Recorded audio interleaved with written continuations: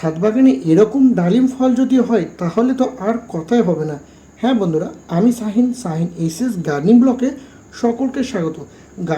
গাছ যদি 12 মাসে হয় তাহলে ফল আসতেই থাকবে এবং গাছের একটি বিশেষ প্রয়োজনের অবশ্যই দরকার আছে। আমার গাছে দেখতে পাচ্ছেন কত শাখা প্রশাখা।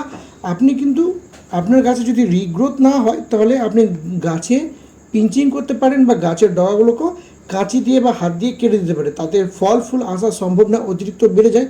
আমি এখানে মাটিগুলোকে আলগা করে নেব খাবার দেওয়ার জন্য। প্রথমে মাটিকে ভালো করে আলগা করে নেবেন, তাতে গাছে যেমন অক্সিজেনের সরবরাহ থাকে এবং তার সাথে সাথে গাছে কিন্তু জল এবং খাবার অ্যাবজর্ব করতেও খুব ভালো কাজ করবে এই মাটির খোরাকে। আমি এখানে মিক্স খাবার নিচ্ছি জৈব দানা, নিম খোল, ডিমের খোসা গুঁড়ো এবং চা পাতা। আর আমি এখানে শিংকুচি, ভালো মানে শিংকুচি দিই। আমি এখানে টোটাল 4 চামচ দেবো। প্রথমে 2 চামচ দিয়ে মাটি চাপা দিলাম এবং তার অপর সাইডে আবারও হাত দিয়ে মাটিকে সরিয়ে 2 চামচ মিক্স খাবার দেবো এবং চা পাতা দেবো।